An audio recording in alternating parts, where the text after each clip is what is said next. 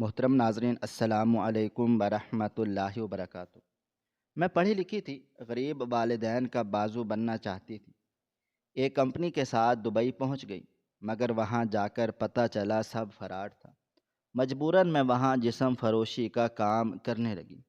ماں باپ خوش تھے، فخر سے سب کو بتاتے کہ ہماری بیٹی دبئی میں نوکری کرتی ہے۔ 5 سال گزر گئے، والدین شادی پر اصرار کرنے لگے تو میں پاکستان پہنچی۔ اگلے ہی دن رشتے والے آن پہنچے۔ لڑکے پر نظر پڑتے ہی میرے قدم لڑ کھڑا گئے، کیونکہ یہ تو وہی سیٹ تھا جس کے ساتھ دبئی میں نے 2 ماہ تک۔ میں ہوٹل سے باہر آئی، ہر طرف سناٹے کا بسیرا تھا۔ رات کے 3 بج رہے تھے۔ دبئی کی اسٹریٹ اس وقت تک سنسان ہو جاتی ہے۔ میرے کپڑے بے حد نامناسب تھے۔ میں نے اپنے پرس سے سگریٹ نکال کر سلگائی تھی اور خاموشی سے چلنا شروع ہو گئی تھی۔ کئی جگہوں پر میرے قدم لڑکھڑائے تھے، مگر میں نے اپنے قدموں کو سنبھال لیا تھا۔ عورت کی عزت 4 دیواری اور ایک بڑی چادر میں قید ہوتی ہے۔ میں نے 4 دیواری کو پھلانگ دیا تھا اور چادر کو اپنے وجود سے نوچ کر پھینک دیا تھا۔ میرے پاس صرف اور صرف ذلت تھی، اس کے علاوہ اور کچھ بھی نہیں۔ دور جا کر میں فٹ پاتھ پر بیٹھ گئی تھی۔ آج اس جگہ آئے ہوئے مجھے پورے 5 سال بیت گئے تھے، اور اس 5 سال کے عرصے میں سوائے ذلت، تکلیف، رسوائی کے مجھے کچھ بھی حاصل نہیں ہوا تھا۔ ابھی میں اپنے خیالوں میں ہی گم تھی جب ایک بہترین گاڑی میرے قدموں کے پاس آ کر رکی تھی۔ میں نے سر اٹھا کر دیکھا، اسی پر گاڑی کا دروازہ کھلا تھا اور ایک خوبصورت نوجوان گاڑی سے باہر آیا تھا۔ اس کی عمر تقریباً کوئی 28 برس ہوگی، لیکن دیکھنے میں وہ کسی شہزادے کے جیسا حسن رکھتا تھا۔ میں کچھ کہتی اس سے پہلے ہی وہ میری طرف کچھ پیسے بڑھاتے ہوئے بولا، آج رات کا کیا لوگی؟ مجھ میں بالکل ہمت نہیں تھی، میں کافی تھک چکی تھی، طبیعت بھی ٹھیک نہیں تھی، لیکن پیسوں کو دیکھ میری نیت تبدیل ہو گئی تھی۔ میں نے پیسے تھام لیے تھے اور بنا کچھ بھی کہے کھڑی ہو گئی تھی۔ وہ میری ایک رات سے زیادہ کی قیمت دے رہا تھا، بھلا میں انکار کیوں کرتی؟ اس نے پچھلی سیٹ کا دروازہ کھول دیا تھا، جبکہ میرا ارادہ آگے بیٹھنے کا تھا، لیکن اس کی طرف سے ایسا رسپانس نہ دیکھ میں چپ چاپ پیچھے جا کر بیٹھ گئی تھی۔ اس نے اسٹیئرنگ وہیل سنبھالا تھا اور گاڑی کو آگے بڑھا دیا تھا۔ شروعات میں جب میں نے یہ کام شروع کیا تھا اور لوگ مجھے گاڑی میں بٹھا کر لے کر جاتے تھے، میرا دل بہت گھبراتا تھا، رونے لگتی تھی۔ گھبراہٹ کے مارے میری ہتھیلیاں پسینے سے بھیگ جاتی تھیں، لیکن اب ایسا نہیں تھا۔ میں پہلے کی نسبت بہت پر اعتماد تھی۔ مجھے معلوم تھا اگر میرے ساتھ میرے مرضی کے خلاف کچھ بھی کیا گیا، میں اس انسان کے خلاف پولیس کمپلین کر سکتی ہوں، اور یہاں پر بہت جلد لیگل ایکشن لیا جاتا ہے۔ اس لیے میں دل ہی دل میں مطمئن تھی۔ گاڑیاں ایک دو سڑک پر دوڑ رہی تھی، اس کے علاوہ سڑک بھی بالکل سنسان ہو رہی تھی۔ گاڑی میں بیٹھنے کے بعد لے کر جانے والا مالک الٹی سیدھی باتیں کرتا تھا، لیکن اس دفعہ معاملہ الٹ تھا۔ وہ آدمی کچھ کہہ ہی نہیں رہا تھا، بس خاموشی سے گاڑی چلا رہا تھا۔ ایک دو دفعہ میرا دل کیا میں پوچھوں، مجھے کہاں لے کر جا رہے ہو، کچھ بتاؤ اپنے بارے میں، لیکن میری اپنی طبیعت بھی اتنی عجیب سی ہو رہی تھی۔ میں بس سیٹ پر سر رکھ کر آنکھیں بند کر چکی تھی۔ وقت دھیرے دھیرے گزرتا چلا جا رہا تھا۔ میری آنکھ کب لگی مجھے اس بات کا بالکل بھی اندازہ نہیں ہوا تھا۔ صبح کی پہلی کرن جیسے ہی میرے چہرے پر پڑی تھی، میں بیدار ہو گئی تھی۔ جیسے جیسے میرا دل و دماغ بیدار ہونے لگا، میں نے ارد گرد نظر دوڑائی تھی۔ میں کسی عالی شان کمرے میں موجود تھی جو اپنی قیمت خود بتا رہا تھا۔ میں فوراً اپنی جگہ سے اٹھ کر بیٹھ گئی تھی۔ ایک لمحہ لگا تھا اور مجھے رات کا پورا منظر یاد آنا شروع ہو گیا تھا۔ گاڑی میں سو جانے کے بعد مجھے کوئی ہوش نہیں تھا، میں یہاں کیسے پہنچی؟ ابھی میں اسی سوچ میں مبتلا تھی جب کمرے کا دروازہ کھلا تھا اور وہی بہترین شخصیت والا آدمی ہاتھ میں کافی لیے اندر داخل ہوا تھا۔ میں کچھ کہتی اس سے پہلے ہی کافی میری طرف بڑھاتے ہوئے بولا، یہ پی لو، تمہارا دماغ ہلکا ہو جائے گا۔ اور بتاؤ ناشتے میں کیا لوگی؟ پھر مجھے تم سے بہت ضروری بات کرنی ہے۔ اس کی باتیں سن کر میں فوراً سے بولی تھی، کون ہو تم اور مجھے یہاں کیوں لائے ہو؟ کیا رات کو تم نے میرے ساتھ تعلق قائم کیا ہے؟ وہ سر نفی میں ہلا کر بولا، تم سو گئی تھی، اور ایک سوئے ہوئے انسان کا مطلب میرے لیے ایک مردہ انسان کی مانند ہوتا ہے۔ میں اپنے جذبات اور احساسات کسی مردہ انسان پر ضائع نہیں کرنا چاہتا۔ خیر، یہ کافی پیو، پھر ہم بات کرتے ہیں۔ جبکہ میرا دل اب بھی گھبرانے لگا تھا۔ مجھے یہاں ٹھہرنا اب مناسب نہیں لگ رہا تھا، لیکن فی الحال میں نے دھڑکتے دل کے ساتھ کافی لی تھی اور گھونٹ گھونٹ پینے لگ گئی تھی، جبکہ وہ میرے سامنے موجود صوفے پر بیٹھ کر اپنا موبائل فون چلانے میں مصروف ہو گیا تھا۔ تقریباً کوئی 10 منٹ کے بعد میں نے کافی کا کپ خالی کر دیا تھا۔ کافی کا کپ خالی کرنے کے دیر تھی کہ وہ آدمی اپنی جگہ سے کھڑا ہو گیا تھا۔ میں کچھ کہتی اس سے پہلے ہی وہ آئینے میں اپنی ٹائی درست کرتے ہوئے بولا، پورا دن تمہارے پاس ہے، آج تم یہاں اپنا دن گزارو، باہر جانے کی ضرورت نہیں ہے۔ رات میں آؤں گا، پھر ہم بات کریں گے۔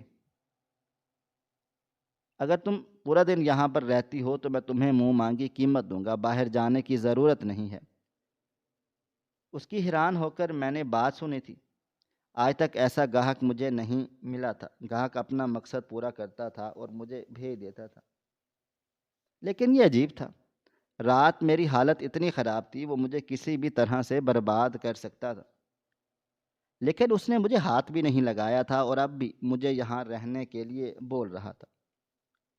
میں نے بھی موقع سے فائدہ اٹھایا تھا اور اسے دیکھتے ہوئے بولی، اگر اتنی ہی محبت آ رہی ہے تو میں پورے پاکستانی 3 لاکھ روپے لوں گی پورا دن یہاں گزارنے کے۔ اگر تم دے سکتے ہو تو ٹھیک، ورنہ میں جا رہی ہوں، کیونکہ میرے پاس بہت گاہک ہیں جو راہ چلتے بھی مل جائیں گے۔ میری بات سنتے ہی اس نے الماری چابی سے کھولی اور اس میں سے پیسے نکال کر دبئی کرنسی کے میرے سامنے رکھے تھے، جو پاکستانی 3 لاکھ روپے ہی تھے۔ وہ مجھے دیکھتے ہوئے بولا، اب یہ پیسے رکھ لو، مگر یہاں سے نہیں جاؤ گی، اور اگر ہاں تم یہاں سے گئی میں تم سے ڈبل چارج کروں گا، اور میرے پاس اتنے تعلقات ہیں، تمہارے پاس کچھ بھی نہیں بچے گا۔ اس کی بات سن کر میں لمحہ بھر کے لیے گھبرائی تھی، لیکن میں نے انکار نہیں کیا تھا۔ وقت کی رفتار نہ کبھی تھم سکی ہے اور نہ کبھی تھم پائے گی۔ اس کے چلے جانے کے بعد میں وہیں بستر پر لیٹ گئی تھی اور تقریباً 2 بجے تک کمرے سے باہر آئی تھی۔ وہ بہت ہی خوبصورت بنگلہ تھا، اتنی خوبصورت سیڑھیاں، بڑا فانوس، اتنی حسین زندگی کے بارے میں نے تصور بھی نہیں کیا تھا۔ میں آہستہ آہستہ نیچے آ گئی تھی۔ ابھی میں نیچے پہنچی ہی تھی جب ایک ملازمہ میرے قریب آئی تھی اور مجھے ادب سے سلام کر کے بولی تھی، بیگم صاحبہ، آپ یہاں ٹیبل پر بیٹھ جائیں، آپ کے لیے جو ہم نے بہترین لوازمات تیار کیے ہیں ہم آپ کے سامنے لگا دیتے ہیں۔ اس کے علاوہ بھی اگر آپ کچھ کھانا چاہتی ہیں آپ حکم کر سکتی ہیں۔ اس کا بیگم صاحبہ کہنا نہ جانے کیوں مجھے بہت اچھا لگا تھا۔ کئی سالوں بعد کسی نے مجھے عزت سے پکارا تھا، ورنہ ان 5 سالوں میں سوائے غلیظ ناموں کے مجھے اور کچھ بھی نہیں ملا تھا۔ میں صرف سر ہلا کر کرسی پر بیٹھ گئی تھی۔ چند لمحوں کے بعد ان لوگوں نے بہت ہی بہترین پکوان میرے سامنے لگا دیے تھے، اور ایک بار پھر سر جھکا کر بولی تھی، اگر آپ کو اس کے علاوہ بھی کچھ اور چاہیے ہے آپ صرف حکم کریں، آپ کو مل جائے گا۔ میری آنکھوں میں ایک لمحے کے لیے نمی آئی تھی، لیکن میں نے اپنے جذبات چھپا کر خاموشی سے ناشتہ کرنے لگ گئی تھی۔ چند لمحے بعد میرا کھانے سے دل بھر گیا تھا اور اب اس میں بڑے سے لان میں آ گئی تھی۔ وہ کوئی بنگلہ نہیں، کوئی محل تھا۔ بڑا سوئنگنگ پول، بیٹھنے کی کرسی، خوبصورت گھاس، ہر ایک چیز اپنی قیمت خود بتا رہی تھی۔ میں ابھی ارد گرد نظر ہی دوڑا رہی تھی جب نظر سفید شیر پر گئی تھی۔ میرا دل دھڑکنا بھول گیا تھا۔ خدا کا شکر تھا وہ زنجیروں میں قید تھے، لیکن میں اتنا ڈر چکی تھی کہ انہیں نظر انداز کیے فوراً اندر آ گئی تھی۔ میرا ارادہ اب گھر دیکھنے کا تھا۔ ابھی میں ایک کمرے کی طرف بڑھی تھی جب ملازمہ فوراً سے میرے قریب آ گئی تھی اور میرا بازو تھام کر بولی، بیگم صاحبہ معذرت چاہتی ہوں لیکن آپ اس کمرے میں نہیں جا سکتی، اس کے علاوہ پورا گھر گھوم سکتی ہیں۔ صاحب نے اس کمرے میں جانے کی اجازت کسی کو بھی نہیں دی۔ جاتے ہوئے بھی وہ ہمیں کہہ کر گئے تھے کہ آپ کو اس کمرے میں نہ جانے دیا جائے، جبکہ مجھے عجیب سا تجسس ہوا تھا آخر اس کمرے میں ایسا بھی کیا ہے۔ لیکن فی الحال میں نے وہی کیا تھا جو وہ ملازمہ کہہ رہی تھی۔ میں اب دوسرے کمرے میں آ گئی تھی۔ یہ کمرہ اس آدمی کا ہی تھا۔ کمرے میں داخل ہوتے ہی نظر اس کی تصویر پر گئی تھی جو کمرے پر لگی ہوئی تھی۔ اس میں بھی وہ بہت ہی خوبصورت لگ رہا تھا، ہر ایک چیز بہت عالی شان تھی۔ میں اس کے بیڈ پر ہی بیٹھ گئی تھی۔ بستر کافی ملائم تھا۔ لیٹتے ہی میری آنکھیں دھیرے دھیرے بند ہونے لگ گئی تھیں، اور میں کب گہری نیند سوئی مجھے بالکل علم نہیں ہوا تھا۔ اکثر میری راتیں سڑک پر گزرتی تھیں۔ میرے پاس رہنے کے لیے کوئی خاص جگہ نہیں تھی۔ میں اتنے ہی پیسے کماتی تھی کہ اپنے مہینے کا کھانا پینا کر سکوں اور کچھ پیسے پاکستان اپنے ماں باپ کے پاس بھیج سکوں۔ زندگی نے مجھ سے جتنا بڑا دھوکہ مجھے دیا تھا، میں اس حال میں پہنچ کر بھی ان بیٹیوں کے لیے دعا کرتی تھی جو مجھ جیسی بے وقوف تھی۔ میری آنکھ تقریباً 2 گھنٹے کے بعد کمرے میں ہوتی ہلکی پھلکی آہٹ سے کھولی تھی۔ پہلے پہل میں سمجھ ہی نہیں پائی میں کہاں پر ہوں، لیکن جیسے ہی دماغ بیدار ہوا میں نے ڈریسنگ ٹیبل کی طرف نظر اٹھائی تھی۔ وہیں پر وہ آدمی کھڑا پرفیوم چھڑک رہا تھا، شاید کہیں جانے کی تیاریاں کر رہا تھا۔ اسے دیکھتے ہی میں فوراً اپنی جگہ سے کھڑی ہو گئی تھی اور سر جھکا کر معذرت خواہ لہجے میں بولی، مجھے اندازہ نہیں ہوا، میری آنکھ لگ گئی، میں معافی چاہتی ہوں، آئندہ ایسی گستاخی نہیں ہوگی۔ میں واقعی ہی ڈر چکی تھی، جبکہ وہ میری طرف مڑا تھا اور بے حد نرمی سے بولا، میں نے تمہیں کچھ نہیں بولا، اس لیے گھبراؤ نہیں، یہ گھر پورا تمہارا ہے، یہاں جہاں بھی سونا چاہتی ہو سو سکتی ہو۔ خیر ابھی پورا دن ہونے میں بہت وقت ہے، واش روم جاؤ، کپڑے تبدیل کرو، تو تم میرے ساتھ شاپنگ پر جا رہی ہو اور ہم لوگ باہر ہی ڈنر کر لیں گے۔ آگے کا پلان میں بتاتا ہوں کیا کرنا ہے۔ جبکہ میں حیرت سے اس آدمی کو دیکھ رہی تھی جس کا نام مجھے معلوم تھا اور نہ ہی اس بات کا علم تھا کہ وہ کون ہے۔ ابھی میں کوئی جواب دیتی اس سے پہلے ہی وہ بولا، بے فکر رہو، میرے ساتھ ڈنر کرنے کے اور شاپنگ کرنے کے بھی آپ کو پیسے ملیں گے۔ جتنا وقت آپ میرے ساتھ گزاریں گی اس وقت کا میں آپ کو پیسہ دوں گا، آپ بے فکر رہیں۔ جبکہ میں ایسی ہو گئی تھی جیسے کاٹو تو بدن میں لہو نہیں۔ وہ اپنی بات بول کر چلا گیا تھا جبکہ میں حیران و پریشان واش روم گئی تھی۔ میں جیسے ہی واش روم میں داخل ہوئی نظر لباس پر گئی تھی اور اگلا جھٹکا مجھے اب لگا تھا۔ اس وقت میں بہت ہی نامناسب لباس میں تھی، لیکن میرے سامنے رکھا ہوا لباس ایک خاندانی عورت کا لگ رہا تھا۔ میں حیران ہو رہی تھی کہ یہ شخص مجھے اتنی عزت کیوں دے رہا ہے۔ یہ بات میری سمجھ میں بالکل نہیں آ رہی تھی۔ فی الحال میری خاموشی سے شاور لیا تھا، کپڑے تبدیل کیے تھے اور باہر آ گئی تھی۔ پورے 5 سالوں کے بعد آج میں نے ایک ڈھنگ کا لباس اپنے وجود پر پہنا تھا، اور نہ جب سے میں نے جسم فروشی کا کام شروع کیا تھا تب سے میرے جسم پر ہمیشہ بیہودہ لباس ہی موجود ہوتے تھے۔ میں آئینے کے سامنے کھڑی ہوئی تو واقعی مجھے ایسا لگا جیسے 5 سال پرانی وہ معصوم لڑکی کھڑی ہے جس کے پاس صرف اور صرف خواب تھے اپنے ماں باپ کو ایک بہترین زندگی دینے کی۔ میں ابھی اپنے خیالوں میں ہی گمسم تھی جب کمرے میں ایک ملازمہ میک اپ کا سامان لے کر داخل ہوئی تھی اور ٹیبل پر رکھتے ہوئے بولی، صاحب نے بولا ہے آپ 15 منٹ میں تیار ہو کر نیچے کو آ جائیں، ان کو ڈنر کے لیے دیری ہو رہی ہے۔ جبکہ میں نے گھڑی کی طرف نظر ڈالی تھی، رات کے 8 بج رہے تھے۔ میں نے خاموشی سے میک اپ کرنا شروع کر دیا تھا، مجھے بھی اب بھوک لگنے لگی تھی۔ میں نے جلدی جلدی خود کو سنوارا تھا اور باہر آ گئی تھی، اور وہ جانے کے لیے بالکل تیار بیٹھا تھا۔ مجھے دیکھتے ہی وہ اپنی جگہ سے کھڑا ہو گیا تھا۔ جو دوپٹہ میں نے ایک کندھے پر ڈالا ہوا تھا، اس نے قریب آ کر اس دوپٹے کو میرے سر پر ڈال دیا تھا اور مجھے دیکھتے ہوئے بولا، تم میرے ساتھ باہر جا رہی ہو؟ باہر میرا ایک معیار ہے۔ اگر کسی نے تمہیں میرے ساتھ دیکھا، وہ تمہیں میری دوست یا بیوی سمجھے گا۔ اس لیے میں چاہتا ہوں تم اپنا آپ سنوار کر چلو۔ بلا وجہ اگر میری ملاقات کسی کلائنٹ سے ہوئی اور اسے معلوم ہوا کہ میں ایک جسم فروش کے ساتھ گھوم رہا ہوں، تو میری بہت زیادہ بدنامی ہو جائے گی۔ خدارا میرے ساتھ تعاون کرو، میں تمہیں اچھی خاصی رقم دوں گا۔ اس کی بات سن کر میں نے کوئی جواب نہیں دیا تھا۔ نہ جانے کیوں اس آدمی کے منہ سے جسم فروش سننا مجھے برا لگا تھا، اور ایسا پہلی بار ہوا تھا۔ وہ مجھے لیے باہر آ گیا تھا۔ اس کی بہترین گاڑی تیار کھڑی تھی۔ اس نے میرے لیے فرنٹ ڈور کھولا تھا اور خود اسٹیئرنگ وہیل پر سنبھال کر بیٹھ گیا تھا۔ میں نے حیران ہو کر اس کی ہر ایک حرکت کو نوٹ کر رہی تھی۔ ابھی گاڑی روڈ پر آئی ہی تھی جب اچانک اس نے گاڑی کو آٹومیٹک موڈ پر ڈال کر میرا بیلٹ لگایا تھا۔ اس کی اس اچانک حرکت پر میں گھبرا کر پیچھے ہوئی تھی۔ نہ جانے کیوں آج مجھے عجیب سا محسوس ہو رہا تھا۔ وہ مجھے دیکھتے ہوئے بولا، آج تک میں نے کبھی کسی لڑکی کو فرنٹ سیٹ پر نہیں بٹھایا ہے، خاص کر جسم فروشی کا دھندا کرنے والی خواتین کو۔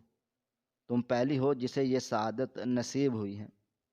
خیر یہ بتاؤ، پہلے شاپنگ کرو گی یا پھر ڈنر؟ جبکہ میں بکھلائے بکھلائے انداز میں بولی تھی، آپ میری اتنی خاطر مدارت کیوں کر رہے ہیں؟ دیکھیں میں اپنا دھندا کرتی ہوں، میں کسی بھی شیخ کو خود کا وجود بیچنے کی اجازت نہیں دوں گی۔ شیخ کے پاس جا کر مجھے صرف اور صرف کچھ درہم ملا کریں گے، جس میں مجھے اپنا پورا مہینہ گزارنا ہوتا ہے۔ یہ میرے لیے کافی نہیں ہے۔ مجھے پاکستان اپنی فیملی کو بھی پیسہ بھیجنا ہوتا ہے۔ میری باتیں سن کر وہ بولا، میں جانتا ہوں تمہارے بارے میں سب کچھ، تمہیں فکر کرنے کی ضرورت نہیں ہے۔ میں تمہارے ساتھ کچھ بھی غلط نہیں کروں گا، بس میں ایک اچھا وقت گزارنا چاہتا ہوں۔ تمہیں زیادہ ٹینشن لینے کی ضرورت نہیں ہے۔ میں صرف اور صرف اپنا ذہنی سکون ڈھونڈ رہا ہوں، اور اس کے لیے میں کسی بھی حد تک جا سکتا ہوں۔ جبکہ اس کی بات سن کر میں حیران ہوئی تھی۔ چند لمحے ہم دونوں کے درمیان خاموشی رہی تھی، اور پھر اچانک میں نے اپنا ہاتھ اس کے ہاتھ پر رکھ دیا تھا۔ مجھے لگا تھا وہ اپنا ہاتھ جھٹک دے گا، لیکن اس نے ایسا کچھ بھی نہیں کیا تھا۔ چند لمحے میں اسے دیکھتے ہوئے بولی، تم ذہنی سکون کیوں تلاش کر رہے ہو؟ کیا تمہاری زندگی میں کچھ ہوا ہے؟ تم ٹھیک تو ہو نا؟ اچانک یہ اس نے میرے ہاتھ اپنے ہاتھ کے نیچے سے نکال لیا اور دونوں ہاتھوں سے اسٹیئرنگ سنبھالتے ہوئے بولا، یہ باتیں ابھی فی الحال میں ڈسکس نہیں کرنا چاہتا۔ مجھے بتاؤ، ڈنر کرو گی یا شاپنگ، یا پھر میرے مطابق چلو گی؟ میں نے کچھ دیر خاموشی اختیار کی تھی اور پھر بولی، دیکھو اپنی بات سے میں کسی کو بھی مکرنے نہیں دیتی۔ تم نے بولا ہے کہ شاپنگ کرنے کے ساتھ ساتھ تم مجھے پیسے بھی دو گے۔ ابھی میں اپنا جملہ مکمل کرتی جب اچانک اس نے ڈیش بورڈ کھولا تھا اور اس میں سے دبئی کی کرنسی نکال کر میری گود میں ڈال دی تھی، اور وہ پیسے تقریباً کوئی پاکستانی لاکھ روپے ہوں گے۔ وہ مجھے دیکھتے ہوئے بولا، اتنے کافی ہیں یا اور بھی چاہیے؟ جبکہ میں حیران ہو گئی تھی۔ اس آدمی نے کل سے اب تک مجھے 4 لاکھ روپے دے دیے تھے۔ اتنے پیسے میں مہینے میں بھی نہیں کما پاتی تھی۔ میں نے لڑکھڑائی ہوئی زبان میں صرف اتنا بولا تھا، جو تمہارا دل چاہے تم کر سکتے ہو، میری طرف سے تمہیں اجازت ہے۔ ان پیسوں کو میں نے سنبھال لیا تھا۔ وہ سیدھا مجھے شاپنگ مال لے کر آ گیا تھا اور ایک بہترین برانڈڈ دکان میں داخل ہو گیا تھا۔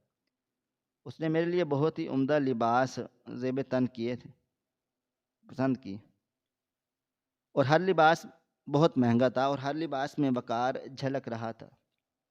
میرا دل چاہتا تھا میں اس سے بولوں کچھ کپڑے مجھے میرے پیشے کے مطابق بھی دلا دو، لیکن فی الحال میں نے ایسا کچھ بھی نہیں بولا تھا۔ اس نے تقریباً 10 سوٹ لباس مجھے خرید کر دیے تھے، ان کے ساتھ کی سینڈل، پرس، زیور، بہت کچھ لیا تھا۔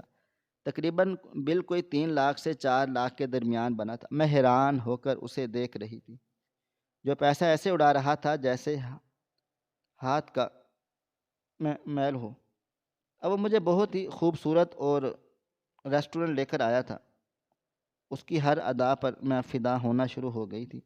اگر ایسا آدمی مجھے مل جائے، میری انسان کی زندگی ہی بدل جائے گی۔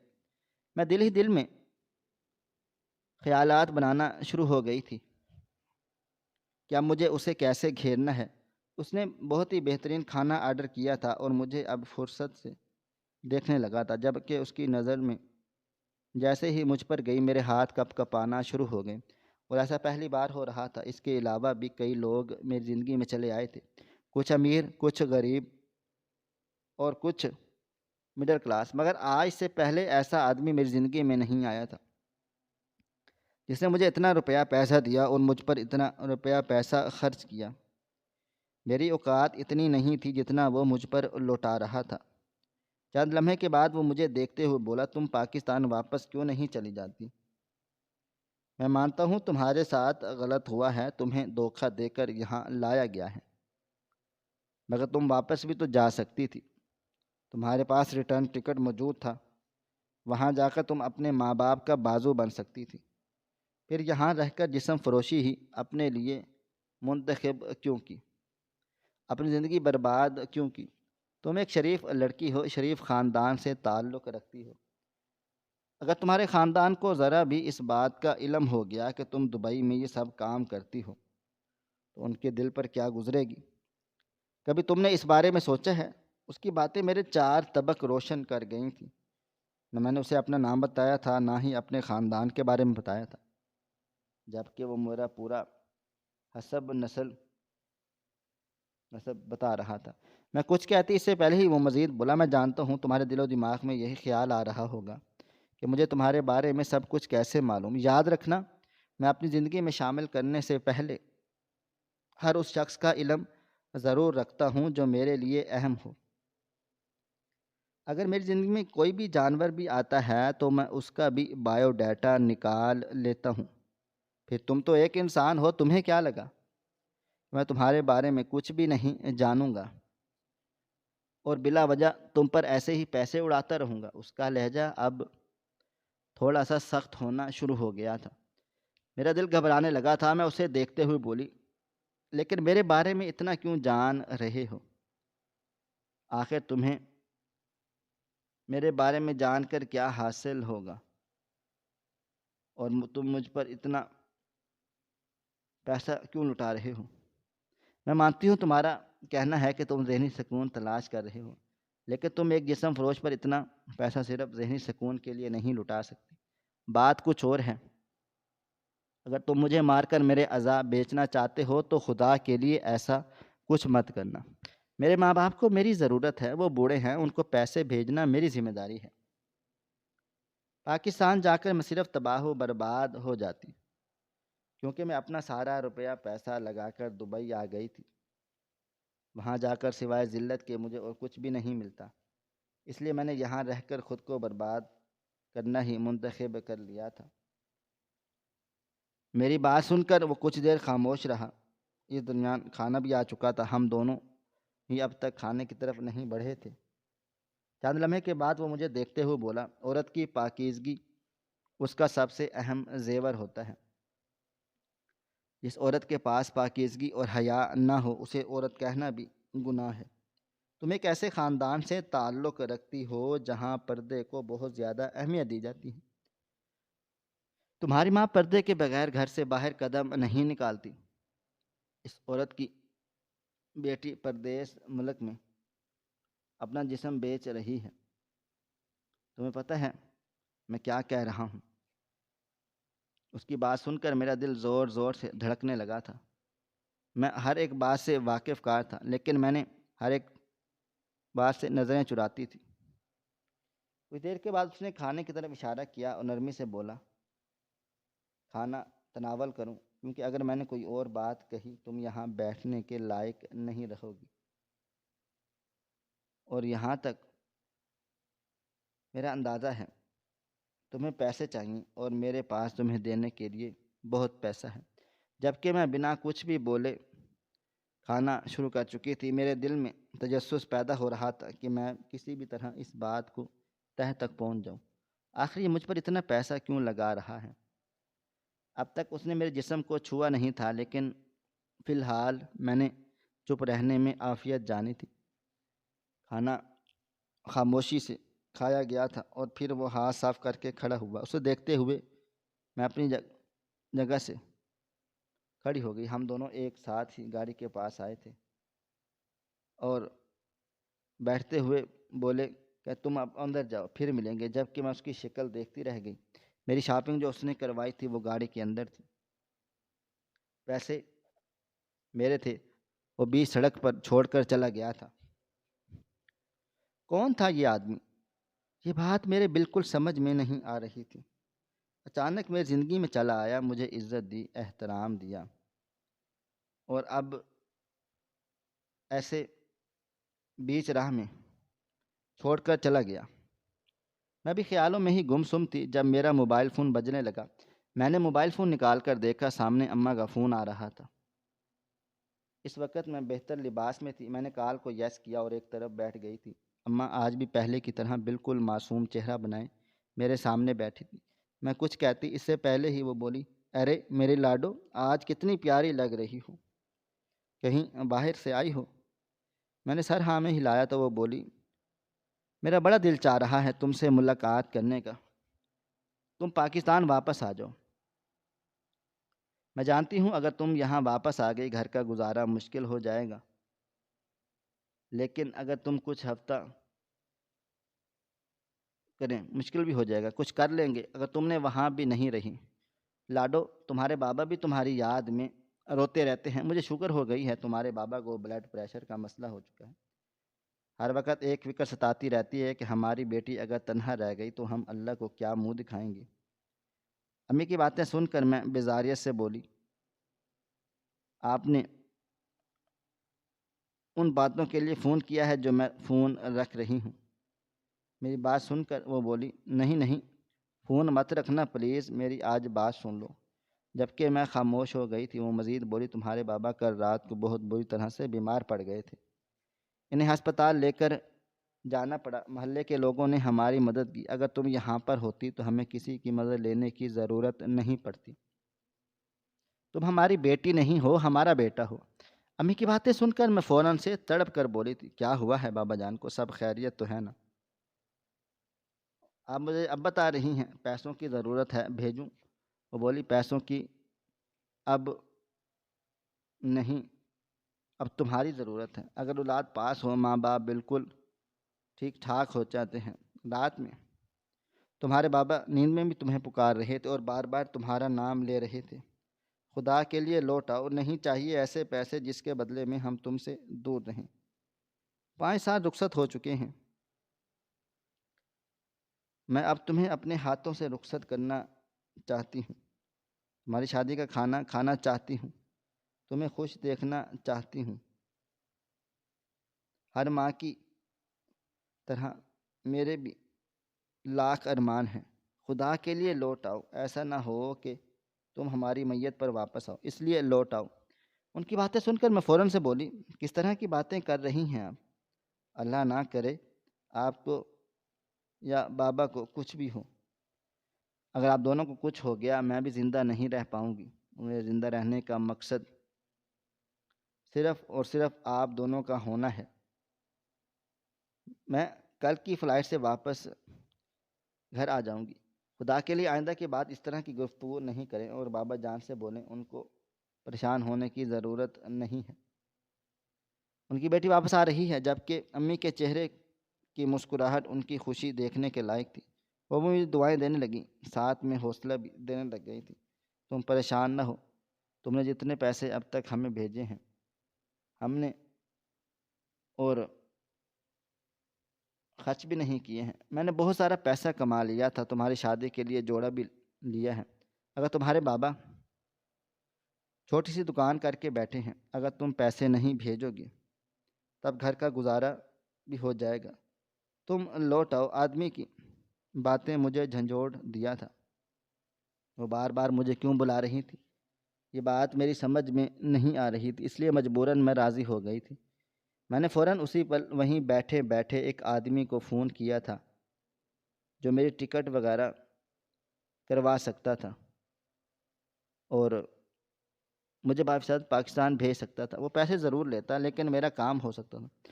پاسپورٹ بنا ہوا تھا، صرف اور صرف ٹکٹ چاہیے تھا۔ میری اس سے آدھے گھنٹے تک بات ہوئی۔ وہ مجھے بالکل مطمئن کر دیا، آپ کل آ جائیں، میں بس ٹکٹ بک کر لوں گا۔ اس کے بعد میں آپ کو بتاتا ہوں۔ میرا سامان ایک چھوٹے ہوٹل میں ہوتا تھا، یہ کپڑے، پیسے وغیرہ اور بھی دیگر سامان۔ میں نے سیدھا ہوٹل چلی گئی تھی۔ وہاں جا کر میں نے اپنے کپڑے وغیرہ سمیٹے۔ دل کیا ان چیزوں کو آگ لگا دوں، کیونکہ یہ کپڑے پاکستان لے جانے کے لائق نہیں تھے۔ کچھ دیر تک میں اس سوٹ کیس کو دیکھتی رہ گئی، پھر اس میں سے اس کو نکال کر کھینچ کر ہوٹل کے پچھلے حصے کی طرف لائی تھی اور واقعی آگ لگا دی تھی۔ ان کپڑوں کا پاکستان میں اور کوئی کام نہیں تھا۔ ہاں، باقی جو ضرورت کا سامان تھا میں نے پھینکا نہیں تھا، بس اسے ڈال کر اور پیسے اٹھا کر ہوٹل سے چیک اپ کرایا تھا اور ایئرپورٹ پہنچ گئی تھی۔ راستے ہی میں مجھے کال آ چکی تھی کہ آپ کی فلائٹ بک ہے صبح 6 بجے کی، اور ابھی رات کے 10 بج رہے تھے۔ میں نے یہ وقت ایئرپورٹ پر گزارنا ہی ضروری سمجھا تھا۔ کچھ ہی دیر کے بعد میں وہاں پہنچ گئی۔ تمام پروسیس مکمل کرتے کرتے مجھے رات کے 4 بج گئے۔ بس 2 گھنٹے کے بعد فلائٹ تھی میری۔ میں بس اب خاموشی سے ایک طرف کو بیٹھ گئی تھی۔ نظریں اس جگہ پر تھیں جہاں سے 5 سال پہلے محض دبئی میں انٹر ہوئی تھی۔ دیکھتے ہی دیکھتے میں ماضی کے اس وقت میں پہنچ گئی تھی جس کے بارے میں سوچ کر میری روح بھی کانپ اٹھتی ہے۔ 18 سال کی عمر میں ہوتے ہی میں نے پڑھائی کو خیر آباد کہہ دیا تھا۔ میں نے صرف انٹر کیا تھا، ارادہ آگے وسائل نہ ہونے کے باعث مجبوراً مجھے اپنے ہاتھ کھینچنے پڑ گئے تھے۔ میں جب بابا سے گریجویشن کی بات کرتی تھی، انہوں نے صاف انکار کر دیا تھا کہ ان کا کہنا تھا کہ میں اب تمہاری پڑھائی بھی افورڈ نہیں کر سکتا۔ اس وقت میں بہت زیادہ روئی تھی، میری آنکھیں لال سرخ ہو گئی تھیں۔ امی نے مجھے بہت حوصلہ دیا لیکن پھر میرا دل بہت زیادہ بھاری ہو گیا تھا۔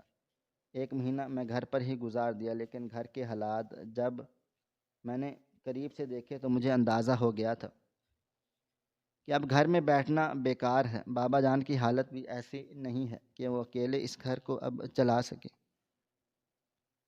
مجھے ان کا بیٹا بن کر ان کا ساتھ دینا ہوگا۔ اگلے ہی دن کال سینٹر اپلائی کرنے چلی گئی تھی۔ خدا کی کرنی ایسی ہوئی، وہاں مجھے نوکری مل گئی تھی۔ تنخواہ صرف 20,000 روپے تھی، لیکن اب فی الحال ان پیسوں کو غنیمت سمجھا تھا، کیونکہ اگر انسان کے پاس پیسے نہ ہوں اور یہ 20 بھی بہت بڑی رقم لگتی ہے۔ امی بابا دونوں خفا ہوئے تھے کہ تمہیں نوکری کرنے کی بھلا کیا ضرورت ہے۔ بابا جان کا کہنا تھا کہ میں کر رہا ہوں، سب کچھ ہو جائے گا، لیکن اب کچھ بھی نہیں ہو سکتا تھا۔ کچھ وقت کے بعد میری شادی کرنی تھی، گھر کے مسائل تھے، اخراجات تھے۔ بابا جان اکیلے کیسے سب سنبھالتے؟ میں کسی ایک کو ان کی مدد کرنی ہی تھی۔ وقت کی رفتار نہ کبھی تھم سکی ہے اور نہ کبھی تھم پائے گی۔ 6 مہینے میں میری تنخواہ 30,000 تک پہنچ گئی تھی، لیکن اب میں کچھ بڑا کرنا چاہتی تھی، میں زیادہ پیسے کمانا چاہتی تھی۔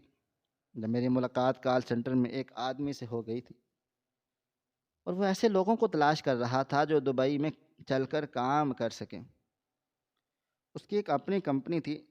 میں اس کی باتوں سے کافی متاثر ہو گئی اور گھر پر میں نے اس بات کا ذکر چھیڑ دیا تھا۔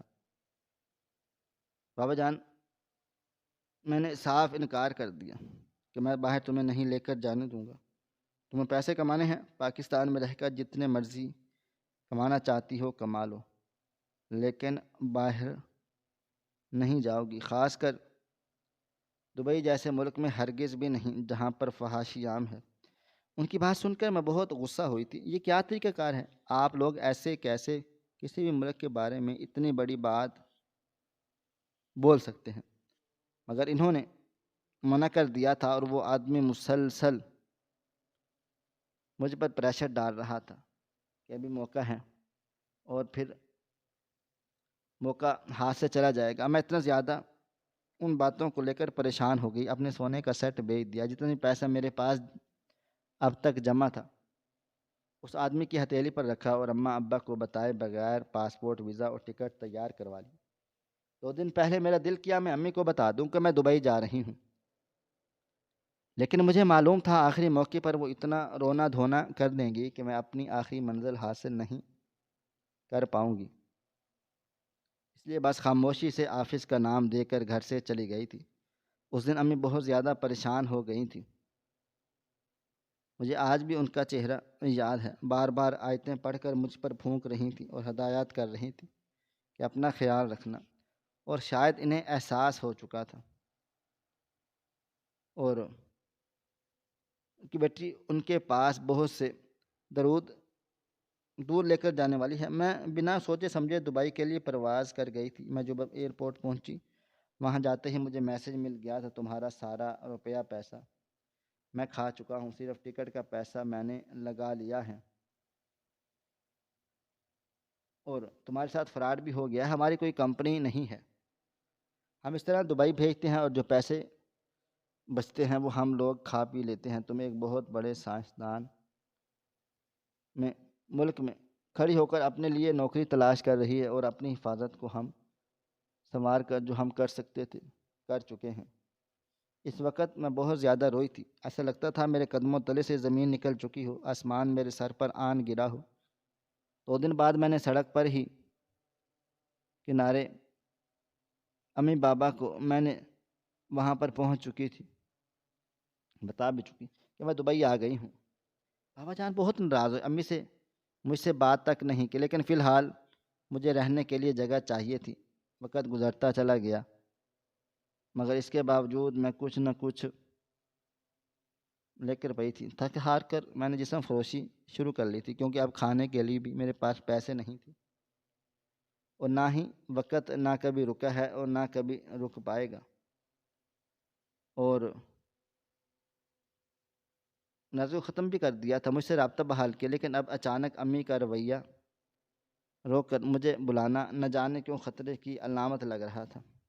اس لیے میں بنا سوچے سمجھے پاکستان واپس لوٹ رہی تھی۔ کچھ دیر کے بعد اناؤنسمنٹ ہونا شروع ہو گئی اور میں اپنے جہاز کی طرف بڑھ گئی تھی۔ وہاں بیٹھ کر میں نے بس آنکھیں بند کر لی تھی اور اپنے آپ کو وقت کے سہارے چھوڑ دیا تھا۔ ایک لمبی مسافت طے کر کے میں پاکستان ایئرپورٹ پر لینڈ کر گئی تھی۔ باہر نکلتے ہی میں نے اپنے گھر کے لیے ٹیکسی لی تھی اور اس میں سوار ہو گئی۔ ایک مختصر مسافت طے کر کے میں جب گھر پہنچی اور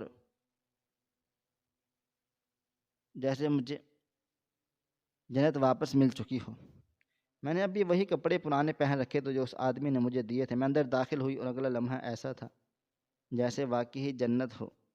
سائے کے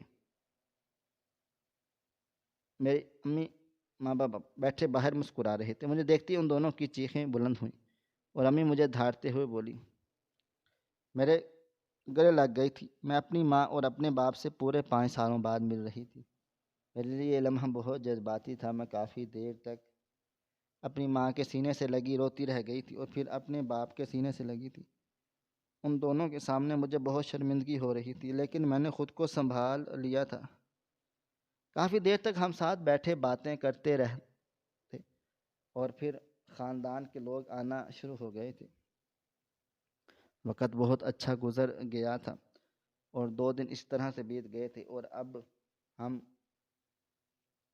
امی نے مجھے اپنے پاس بٹھا کر بام پر تھوڑا تھا اور تمہارے رشتے دار بھی آ رہے ہیں، لڑکا بہت اچھا ہے، امیر خاندان سے تعلق بھی رکھتا ہے اور تمہیں پسند بھی کر چکا ہے، میں ادھر ہی تمہاری شادی کروں گا،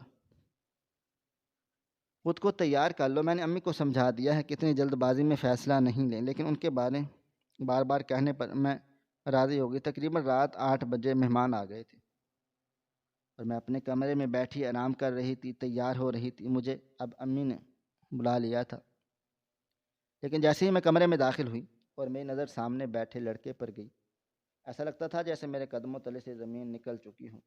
سامنے کوئی اور نہیں بلکہ وہ شخص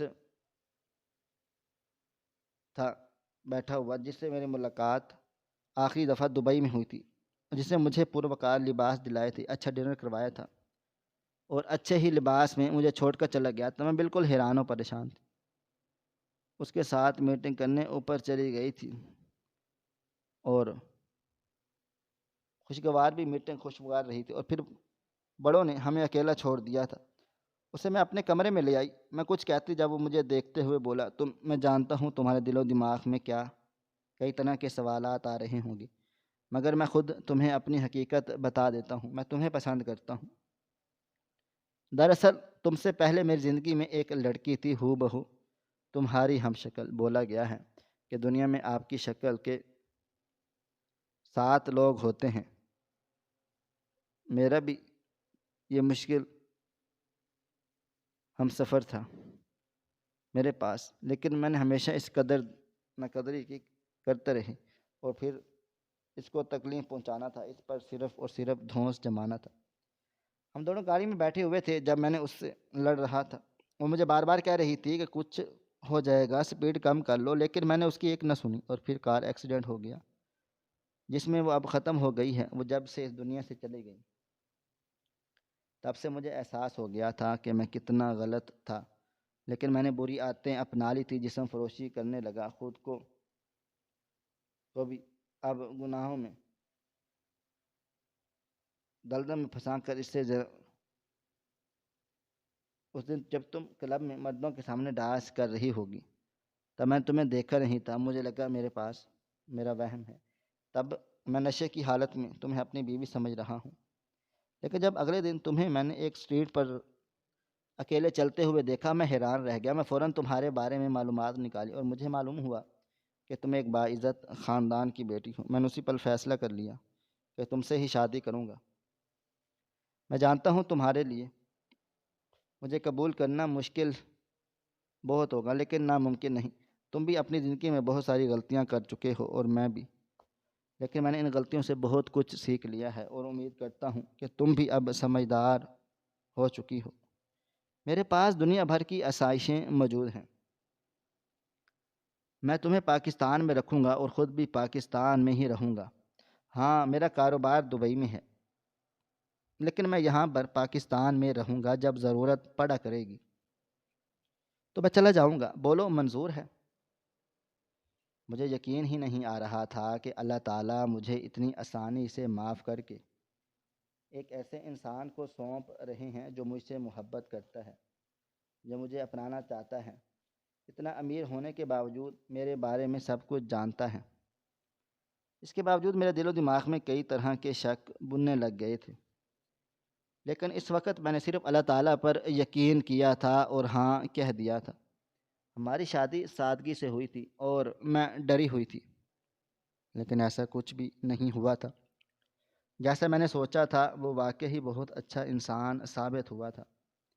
میں نے اللہ تعالیٰ سے رو رو کر معافی بھی مانگی تھی۔ شاید میرا رب مجھے گناہوں کی دلدل سے نکال کر اپنے قریب کرنا چاہتا تھا، اس لیے اس نے مجھے اس بری دنیا سے نجات دے دی تھی۔ شاید یہ سب میرے ماں باپ کی دعاؤں کا نتیجہ تھا۔